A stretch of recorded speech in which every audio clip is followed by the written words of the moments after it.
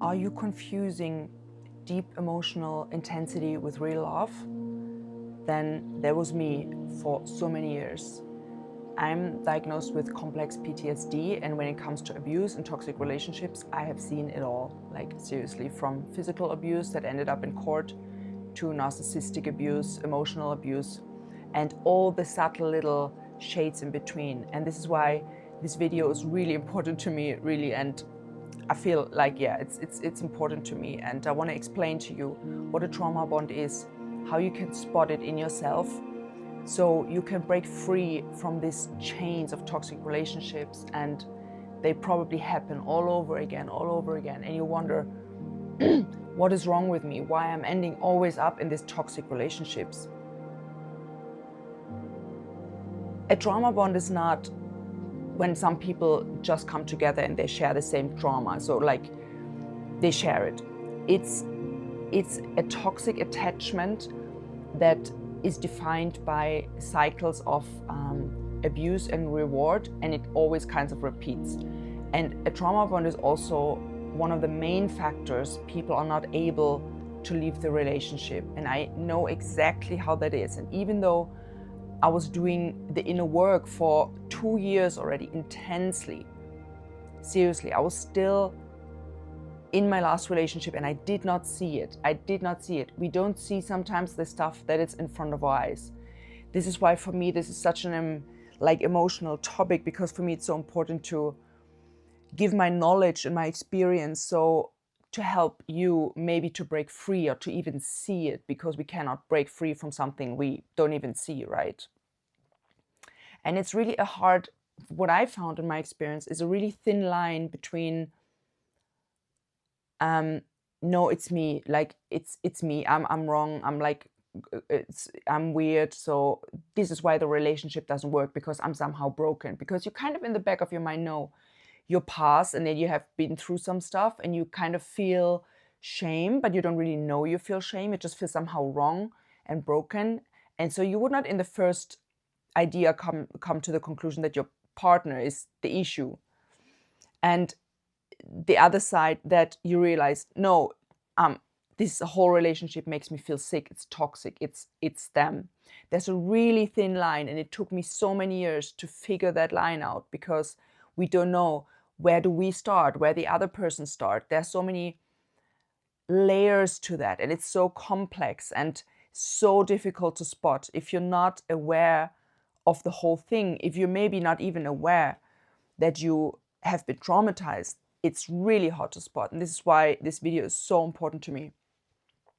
And just a disclaimer, I'm not like a licensed therapist or something. I'm a woman who has seen all kinds of trauma and abuse in her life. And just a few years ago, I was diagnosed with complex PTSD. So for the most of my life, and I'm turning 39 years old, I had no idea about all this stuff. And I was just also stuck in these cycles of toxic relationships, abuse, addictions, and all this kind of stuff. And my whole channel is about all these things, breaking free from the chains from the past, basically, and find our true self and heal and becoming the person that we always wanted to be. So first I have these 8 signs of the trauma bond. And the first sign is you have extreme highs and lows. So it feels like an emotional roller coaster. It's really amazing the one day, and you're like, oh my God, it's like the most amazing person ever. And the next day, it's really bad. So it's not stable usually. And what also a significant point is that it usually starts with love bombing. It usually starts really amazing, because who would go in a relationship that already sucks, right? You start amazing and awesome. But then you, after a while, and this usually happens, especially when it comes about narcissistic abuse, after when they are sure of you, when something you committed, you like, they feel the emotions are there, you want to see them and this kind of stuff, then usually the subtle thing starts, and this cycle repeats, and it gets worse and worse and worse. So like the magnitude gets worse in my experience. The best moments get kind of better, and the lower parts, they get like worse. And it repeats all the time. So this is a really important sign. Highs and lows. It's not stable. It's not stable. Then, of course, what I had a lot of times back in the past, you feel addicted to the person. It's like you can't. You like, you have to check your phone. You're like, oh my God, I have to see them. It's like it's an addiction. And funnily enough, a trauma bond, or especially with a narcissistic abuse, it's in our brain, it is like an addiction. And you even have like withdrawal symptoms. You lie in bed and you're like, no, I have to see them. I have to see them. So when you feel this in yourself, when you feel, let's say you're going about your daily life and you can't stop thinking about them, you kind of obsess about them, you have to see them. This is a really important sign that you might be in a trauma bond. Also, a third point that comes up usually when the abuse kind of already is kind of going, and you're still in the phase of maybe like, what is going on? It somehow feels wrong. You're making excuses for their behavior, or you minimize it. For example, it doesn't even have to be like cheating and beating and this kind of intense things, even though of course that also happens, and people still make excuses for them because the trauma bond is so strong, and it's so difficult to break free from. You have to really understand. It's so difficult to break free from. First to realize it, and then to break free from. So you justify the mistreatment. You're like, oh yeah, I provoked them. No, because maybe I was wrong. You put it all on yourself. You put it all on yourself. You hear this voice maybe in your head, like, I need to change. Maybe just because I need to heal. I need to heal more, and then everything gets well. Or maybe I don't mind. In so many conversations I was with other people who told me about their abuse, and usually straight after they made excuses for it. It's fascinating to see, like, he did this and this, but yeah, I don't really mind. I'm okay with that. And I was like this. For example, back in the day, I was in a relationship with drug addicts, and I was at their place, and they were out the whole night, even though I was waiting at home for them, and I didn't hear anything, and I was like, what's going on? And so later they just came back and put it on me. Like, we never said that I will come back. I always told you that I gonna be the night out. And then I was like, okay, maybe, yeah. And then you kind of get like, how to say, insecure about your own position.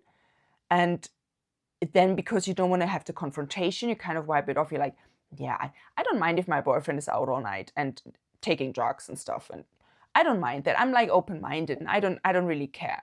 So you're making these excuses to avoid the pain, but really take note when you make excuses for their behavior, for yourself or also for others. But also come to that point. And also, yeah, of course, you feel like you provoked them.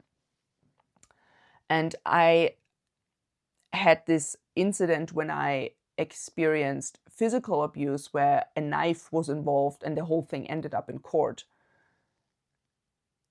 Of course, I could have told me, like, I provoked him, so it came this far.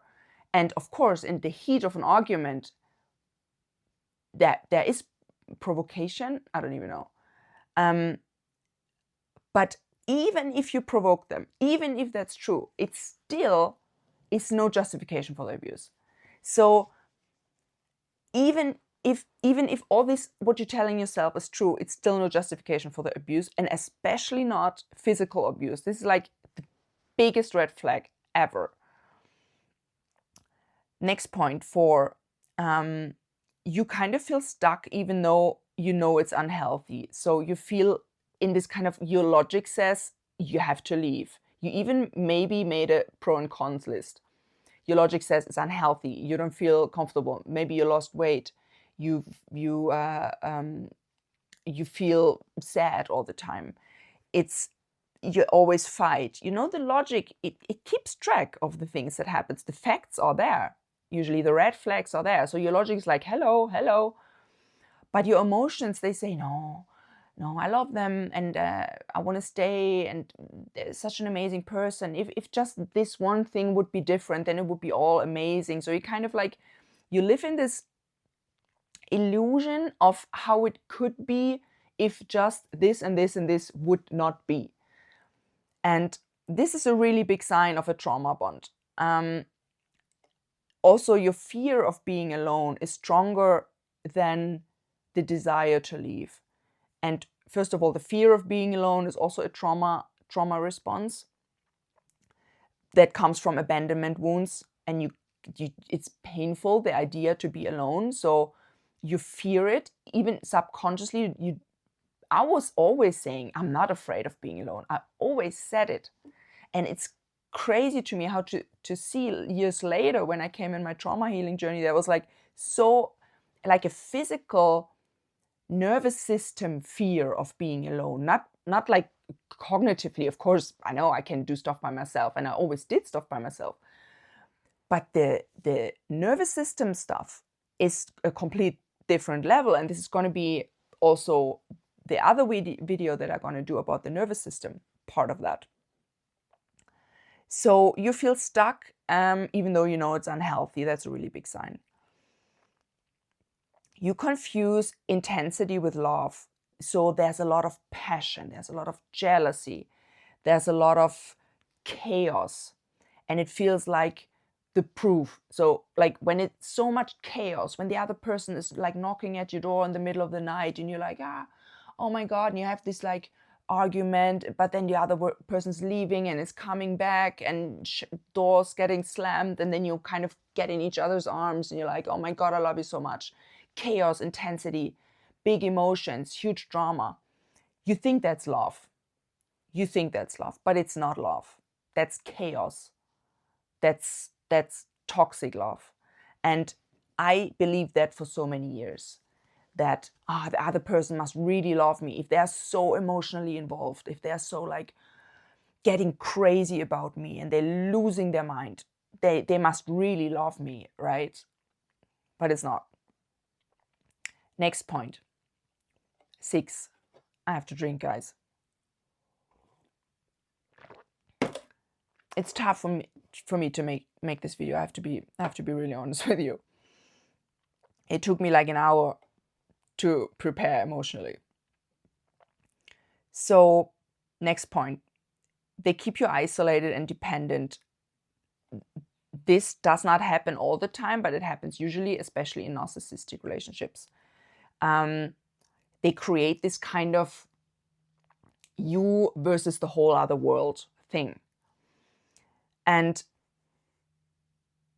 I even had an insight while making the notes for this video that this you versus the other world, this followed me my whole life in all relationships. Like it's us, and the other world is kind of like trying to take us apart, and they're just jealous of our intense love and of our passion. And so this kind of gets these two sides, the toxic relationship and the rest of the world. And this is really a clever strategy, especially for the narcissists. They are really clever with that. To tell you the others are hostile, or kind of they are wrong, and they kind of manipulate you so much in thinking that the outside world is wrong, and that you have to kind of defend against the others. And of course, this creates separation from you and the rest of the world, even your loved ones, your family, your friends, because you really start believing like, yeah, they're a little bit jealous of our intense love because they don't have it. Maybe you have other friends, they are single or something, and you're like, they're just jealous. And especially with narcissists, they're so intelligent. They're gonna use all these little details to manipulate you and to isolate you, because an isolated being is always the weakest, right? You have to isolate the prey from the herd. It happens in nature, it happens with humans. So take care of that when your partner getting like maybe angry or jealous or something when you want to meet with friends, or you kind of meet your mother, and because usually the friends giving this judgment or advice of the relationship, or they know you, they know if you have changed, and then they give their like comments, and maybe your mother's saying, dear, what's going on with you? You feel like kind of sad lately. And then you go home to your partner and you're like, this is what my mother said, and he says like, you see, she's trying to divide us and da da da. So it's like really tricky. So take note when you feel like separated or more isolated from your friends and family and your loved ones. Also, when you are hiding parts of the relationship from your friends. So you're meeting them maybe still, but you're not telling everything. You're like, they ask you, how is it going? And maybe the last night you had a horrible argument, maybe a really bad one. You were crying, you completely were dysregulated, and your partner were even like using that to even blame you more or something. Like it can get really sinister. Some people wouldn't even believe, who have not experienced it. It's insane what happens behind closed doors, seriously. And people are not telling it. They're not speaking up about it. I have another video, by the way, why abuse victims stay silent. I'm gonna link it in the description because it's crazy. So take care of if you keep isolated or if you hide information from your loved ones, to not give them the opportunity to say something that might be true. You don't want to face the reality. You say, yeah, yesterday we had a horrible argument, or maybe he pushed me, maybe he hit me, or he slammed the door, he threw something. You don't want to tell that because you want to keep the image of, no, it's all good, it's all right, we have a nice relationship. It's kind of get difficult sometimes, but we figure it out and it's all fine. You don't want to face the reality, because the pain of facing the reality, it's strong. It's there, like the pain of really facing it. And like, because when you face that you are in a toxic relationship and in a trauma bond, what's then, right? So what happens after? So you kind of avoiding it and hide the toxic stuff, and you're just telling the good parts. Next point, and really big red flag. I think a red flag that for me was one of the most significant, that I was really kind of waking up to the whole thing. That is, your self-worth has declined. You kind of feel small, you feel anxious, you feel like, I can sometimes just explain it with body language. You feel like, you don't want to share. You're like, no, it's okay. And you kind of not feel good enough. You're afraid to say anything. And it comes to the point that you are afraid of saying anything. And for me, it's crazy how I have not seen that earlier in my past relationship, even though I have done the inner work already for 2 years intensely with plant medicine retreats, psychedelics. So I was diving deep into my subconscious, and still I was blind to what was in front of my eyes. And I'm just saying that, I'm emphasizing that so much because I know the shame we feel for being in this kind of settings. I know this kind of, how can this happen to me? I'm a logical thinking person. How is this possible? But we don't see it. We are so entangled, and the patterns from the past are so strongly ingrained in our whole being, in our brain, nervous system, that all these things, until a certain point, somehow feel normal. So we cannot spot it. So please don't blame yourself. Don't shame yourself. Have the biggest compassion and just be honest and say, okay, do these points apply to me? Just be honest, and then we can go from there. It's all going to be okay. We just have to be honest and stop judging ourselves and shaming ourselves. Yeah, your self-worth has declined. You feel emotionally numb. Maybe you kind of like, you don't feel anything anymore. You're like, you go to work, you meet your friends, you go to the cinema, You go somewhere, you go to holiday, you kind of feel, you numb yourself. And this is also a trauma response.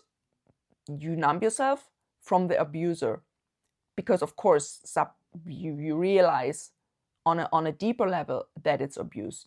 Every being knows subconsciously what is good for them and what's not good for them. So you numb yourself. And a question, what I really want to ask you, you can ask yourself, see yourself now, how you are now, really realistically. You have to look yourself in the mirror. Stand in front of the mirror, look in your own eyes, and ask yourself, how am I now? How do I feel? Do I feel amazing and great and open and loving and like, oh, amazing, I can go out and meet people? And how did you feel before this relationship? Just before. And also that, for me, if I would have done that in my past relationship, my eyes would probably be open much more before. Because the difference, it's significant, the difference usually. The change that happens when our self-worth gets crushed and crushed. And this happens especially with emotional abuse and narcissistic abuse. It happens gradually. It's not like the first day you're like this like confident person and the next day you're depressed and crying in your bed. It happens gradually. The manipulation tactics, the little abuse, the comments, the isolation, all these factors, they come together, and after a while you doubt in yourself so much that you completely think you lose your mind. You completely think you lose your mind. And this is what happened to me. I was thinking I'm going insane. And you know what I did? I was like, I'm going to Peru, I'm going to the Amazon rainforest, because the only thing in my life personally that could help me was ayahuasca. And it did help me. And 1 month after, I was breaking up. It's not that you have to take ayahuasca. I'm just sharing my personal story and the knowledge that I gained from that. Guys, it's like it's a struggle to speak about these things sometimes, really. Eighth point, you hope they will change. So you and this was also such a big point in my last relationship.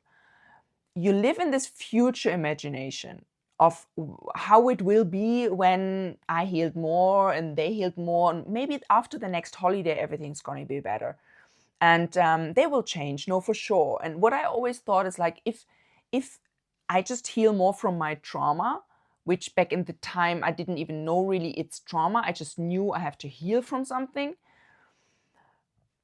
and they will kind of open up more, which will happen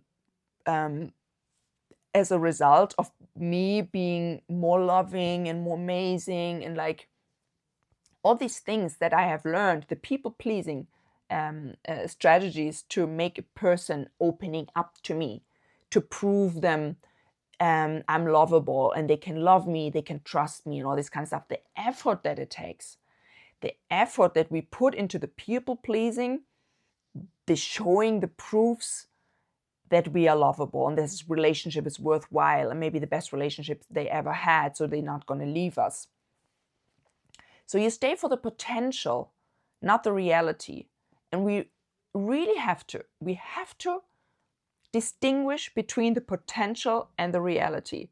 Every human being has potential. Even toxic people, of course, they have potential, of course.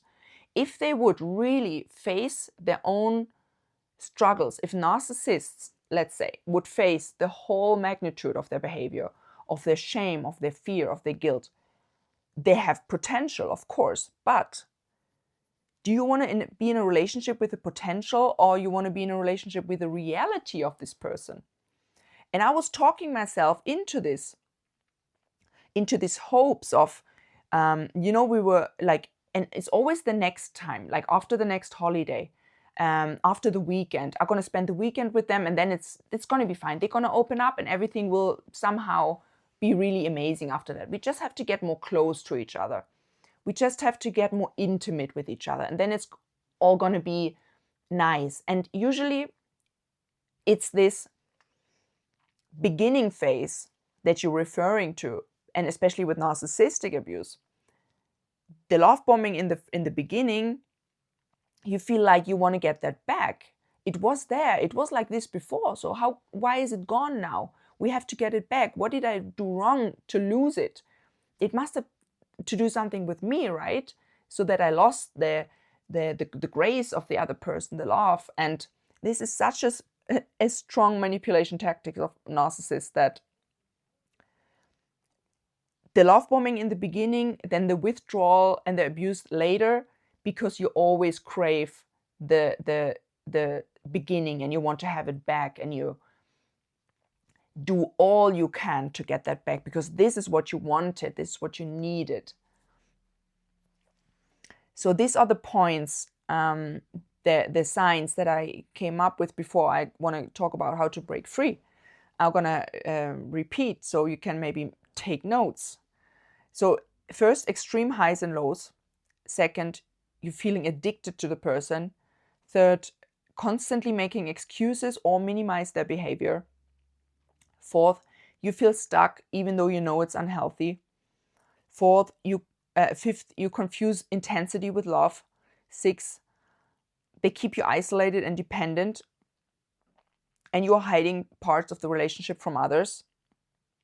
7, your self-worth has declined.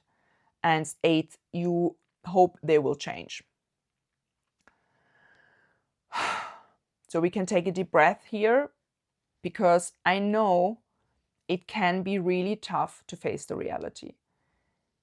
To hear that and like, oh my God, is that me?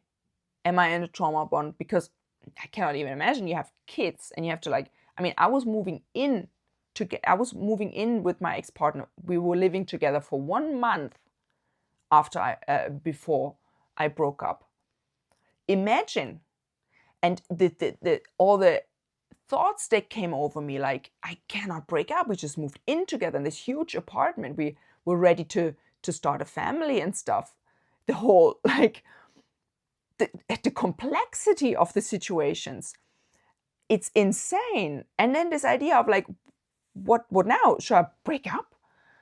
And it's so interesting. A little anecdote I want to give here is that I was with my ex-partner. We were going to couples therapy or couples coaching, and I went to Peru, like I told you, because the fights and the fights were getting so bad, and I felt so horrible that I said I have to go to the Amazon rainforest. That for me personally was the last straw, seriously. And because I was feeling so deeply in this whole drama mess. And after I came back from the Amazon, I was going to the couples coach by myself and talked to her about my experiences in the ayahuasca ceremony and what came up for me and the deep insights I have. And she mentioned, just briefly as a side note, she was like, yeah, you know, all these experiences you had, and you will see how it goes from there now, even if you're, by the time, boyfriend will be further in your life or maybe not. And I remember in this moment, I was like, what do you mean? Maybe not.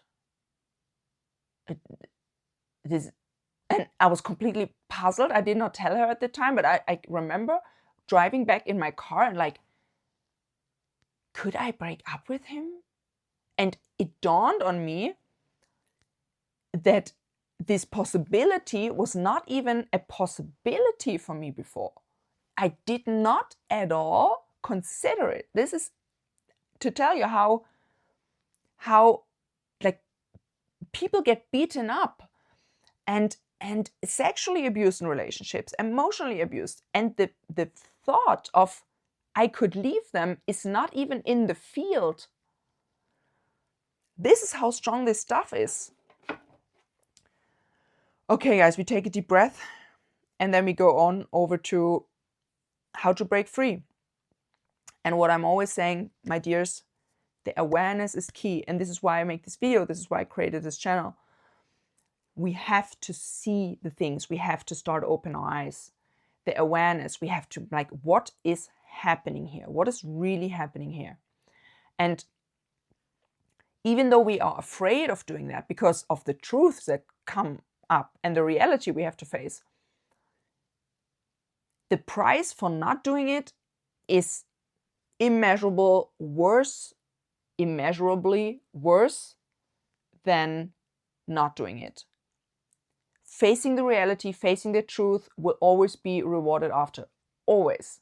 It hurts for a while. Breaking up after we moved in together was not great. It was not great, to be really honest with you, but being free now, I mean, so the awareness, look for the signs, look for the cycles, look for the patterns. Educate yourself on the topic, read about it, Google trauma bond, Google toxic relationship, Google narcissistic abuse, Google emotional abuse. Dive into these topics and see what resonates with you. Your heart, your inner being will tell you the truth, will tell you the way. You don't have to figure it out by yourself. You're guided by a higher intelligence. You know deep inside what's going on. You just have to find your way in this whole chaos. And the thing is, it's so chaotic. Abusive relationships feel like absolute chaos. You don't know what's going on. So just start by little tiny steps. Educate yourself about it. Read about this stuff. Really important. It's like the first step. Our brain has to go on board with it. Our brain has to be like, oh yeah, trauma bond. Okay, a narcissist acts like this. Our brain has to understand the things so we can kind of go further steps. Then, of course, seek support. Go to therapy if possible. Go to a coaching if possible. At least speak with some friends about it, with family. You don't have to tell the whole thing all at once. You can just start with little things and say, I don't know. Like, you even have to can admit, like, I don't know what's going on. I'm completely lost. I don't know what's going on with my relationship. It just feels toxic. I don't know what to do. We can admit to not know what to do. We don't have to have it figured out all the time. Even strong people, and I consider myself as a strong person, like, yeah. And back in the day, I'm like, nobody can fuck me over. I'm confident and all this kind of stuff. And the people who know me would always like, yeah, that's how she is. But deep inside, I had this shame of, maybe I don't know what's going on. Maybe maybe I lost it here. But people and friends and are usually really open to vulnerability. So choose your people wisely. But then I invite you to open up. And maybe in the beginning, so there's like interesting parts to that, to share your thing. You have the partner, you maybe think this is a trauma bond, or maybe they are abusing you. I would suggest you, in the beginning, maybe don't tell them that you tell other people. I know it feels wrong. I know it's like you don't want to hide stuff and you're like, this is not the relationship that I wish for. We need to share everything. I get it. But maybe hide it for a while. Let you speak to other people, because you have to kind of come back to yourself. You have to come back to yourself. The other person is always involved. And if they are manipulating you, maybe even on purpose, you will not break free, because it's too much chaos. And they can also use that against you. So let's say you tell them you go to therapy, and maybe first they act like, oh yeah, that's great, honey, go to therapy, that's going to help you. Even in that can be an abuse. Like, it is going to help you. You should go. Have you seen your therapist this week? Because you don't act like you have seen them. So this kind of stuff, can happen. They can use it against you. So maybe just stop everything and like, okay, I'm doing this stuff just for myself. You can even give a little relationship break. This is also going to be interesting, because you see how they're going to react. It's also going to show you a lot of things. But it's really precious to, like my trip to Peru, I was 2 weeks in Peru, gone on another continent. most precious journey of my life. And without that trip, I don't know, I probably would not have had the strength to break up and to free myself from this relationship. Probably not. So maybe isolate yourself a little bit from the other person, and speak to people you can trust, support groups. The internet is full of things that can help you. You have to feel yourself again. You have to feel your own truth again. This is like the main thing.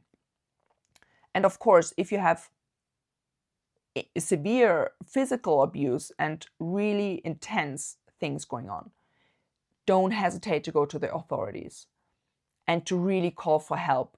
Don't hesitate. It's your life. Nobody has the right to treat you badly, to touch you physically, to abuse you emotionally. Nobody has the right to do that. Nobody. It does not matter what you have done. If you have acted like a drama queen, or I don't know, it does not matter. Nobody has the right. And I'm not just talking about males abusing females. It can be the other way around, for sure. After the incident with the person who put the knife on my neck, I immediately called the police. There was like, I'm gonna call the police. I'm gonna report him. That's it. And I did it, and it ended up in court. It's a long story. It's a complex story, but I will not tell that now. But I called the police. It's funny because I forgot the number of the police. I had to look in the book of the number of the police, but eventually I called them. Of course, next point, how to break free. You have to rebuild your self-worth, because this is your main asset, your self-worth, your confidence. And this is what gets crushed in the abusive relationships. And you have to rebuild that. Self-love, boundaries, like I said before. Maybe take a time out of the relationships. Like, for 2 weeks, I don't want to see you. I'm dealing with some stuff. I want to figure some things out. You don't even have to be in detail. You don't have to justify yourself in front of anybody, not even your partner. You don't have to justify what you as a person think for yourself as being right at the moment. You don't have to justify it. You have to be aware of that. We believe things that, yeah, but I have to, like, the other person's going to be hurt, and when I don't explain, and they're going to be like, and of course they're going to act hurt, they're going to act sad, they're going to make the whole, oh, but what is happening and stuff. But you have to say, no, I have the right to just be alone for 2 weeks. Seriously. And yeah, like I did in Peru. You don't have to go to Peru. Maybe make a city trip. Go to another city for the weekend. Go in a hotel. Get out of this setting, because you have to realize that this whole setting you're in is keeping you kind of trapped. It's like kind of blurs your mind. It kind of blurs your perceptions, your discernment. When you break out, you kind of like see this whole new world. And little trips you do for yourself can really, really help to see clearly, and then to think about what could be the next steps that I could take. Alone time. You have to feel you again. You have to feel you. What is you? How do you feel about yourself? And this is what Peru did for me. I felt like me for a long time in this trip. And I was like, I'm confident, I'm speaking to people, I'm like I was me again. I couldn't even believe it. I was like, yeah, this is how I feel. This is how I feel. Not the little mouse I was before, and like, do you want to have a glass of coffee? Oh no. Okay, yeah, then maybe later. Should we make a weekend trip? I couldn't even believe, even my voice changed. I was like, it's incredible. It's just incredible. And then, of course, what I'm an advocate for, I don't even know if I pronounced the word rightly. It doesn't matter. I'm an advocate for finding the root. Why?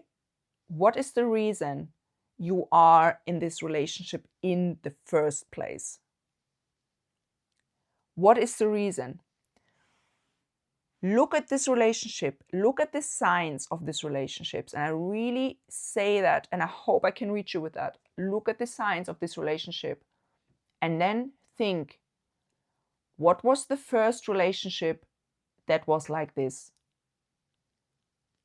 Where do you know that from? Who's that familiar? Who's that similar to? I cannot speak anymore. Who is the person that reminds you of that behavior? Write down the facts. The facts. And with facts, I mean things, let's say you have a camera up here. Write down the facts. A camera would have recorded. He shouted, he left, I made breakfast, he whatever, she this, the facts. Write down the facts. You don't even have to make sense out of them immediately, but write down the facts. And in general, write. Read, write stuff down, even your anger, write down how you feel. And imagine you write your diary and you realize for half a year, I'm always feeling sad and depressed. And you like put a few pages before, let's say before the relationship, and you're like, I'm doing this, I'm doing that. And you're like, wait a second, I was different before. So you have to really play the detective a little bit on these kind of things. And the root, finding the root, for me personally, is the key to healing. And in the end, I'm grateful for my ex relationship, because this relationship brought me to the whole clue that I was raised by an autistic mother. I did not have an idea before, but the signs, my ex-partner, what he said, like, I have an autistic brother, and I was like, wait a second, but if he has an autistic brother, then maybe he has also some narcissistic traits. And I was Googling, and I was like, it sounds a bit like him. And then, but wait a second, it also sounds a bit like my mother. So, and in the end, I came to the conclusion that basically all of the symptoms were the same as I experienced it in my childhood. Just that he was a male person and my mother was obviously a female, and my mother, but it was the same. It was incredible to discover that. And I was like, my eyes were opened so big time. And my healing made like an exponential growth. Of course, it was so painful to face that reality. It resulted in cutting the contact. It resulted in so many other first uncomfortable things. But the freedom I feel now and the confidence, I have myself back. And I will not ever again lower my standard. We can never say never. I will not ever lower my standard to such a point. Because usually when your eyes are opened, they're opened. You cannot unsee what has been seen. And to make a conclusion, to make a little conclusion here. First of all, I'm proud of you if you're dealing with this kind of topics. I know how hard it is. It's tough, but you're not alone. You're not alone. I always thought I'm completely alone with that because I had no idea about all these kind of things.